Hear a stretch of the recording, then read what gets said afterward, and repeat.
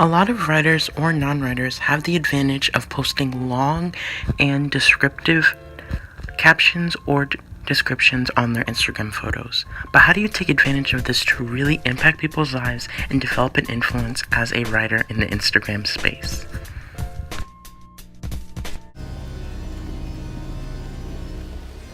What up, writers, and welcome back to my channel where I teach you to embrace your well-being and evoke writing. And yes, Instagram is an amazing platform if you really want to visualize your story and kind of just explain that in a paragraph, go in depth with that paragraph and kind of just visualize your life. So let's get into those tips on how to master captions and descriptions as a writer or non-writer in the Instagram space. And I'm also starting a series which is including how to really develop better descriptions and writings for non-writers, stuff like Instagram, Twitter, how to have your Twitch profile look good, how to make perfect blog posts. Yep, this is the first video starting with that series, so yes.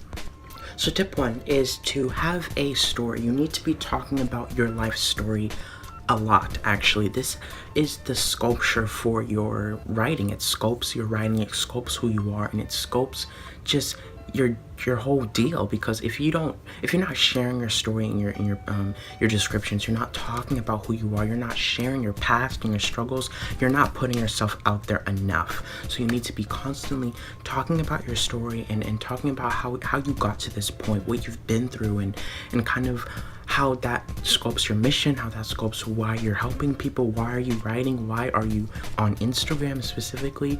And it helps you to just kind of resonate with people because they're like, oh my god, I've been through that as well. So like, it helps you connect emotionally with other people. And oh my god, I think I just said something. And it helps you to just to be human, because when you share your struggles and what you've been through, it makes you more human, because you're not this perfect robot. You have to show that I'm vulnerable, I've been through stuff, and I have a story, and through that story I can resonate with people. I can show that I've been through this, but that's not going to stop me. So you've been through what I've been through, but that shouldn't stop you to pursue your dreams, or leave that 9-to-5, or to really just have that dream. So have a story. It is crucial. Your creation story sculpts your reality for your whole writing across all platforms. The next tip is to know what you stand for. You need to develop debate as a writer. You just have to. There's no working around it. You have to develop a debate. You need to have that idea of this is us and we're against this, and this helps people to mobilize behind you because they believe what you believe. And you're gonna have haters along the way, and that's a good thing, because that tells you who you should be writing for and who the heck you shouldn't be writing for. Because let's get it straight, you cannot appeal to everyone. If you're trying to appeal to everyone, you're appealing to no one. For example, if you really stand for POCs, write about it. Constantly be writing about it, having a movement, having a stance, and saying we're against racism, or have a group where you're against misogyny and you stand for women. Do it. You might piss people off, but that doesn't matter.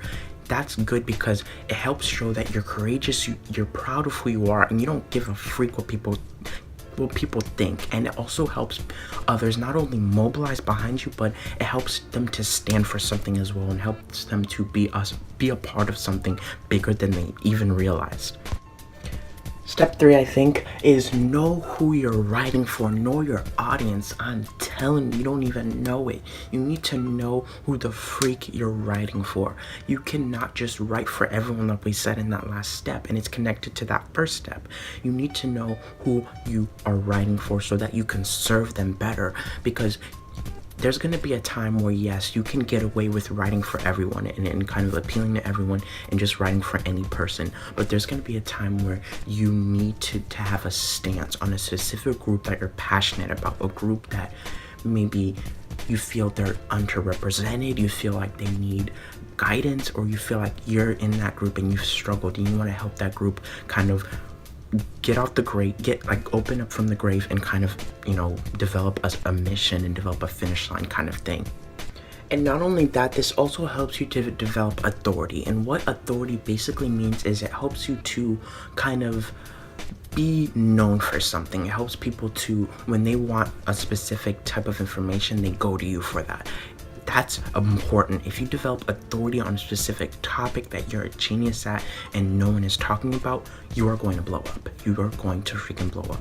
So just have an audience and a type of thing that you're going to be writing about over and over and over on your Instagram feed, and people are going to see that authority and they're going to be like, okay, this is someone I need to freaking follow, need to support, because they know so much about this topic. Even though they may not like that topic or they're not passionate about it, there's going to be a time where that topic comes to their head and they're going to need it and they're going to come to you for it. So be known for something and stand for a specific group always.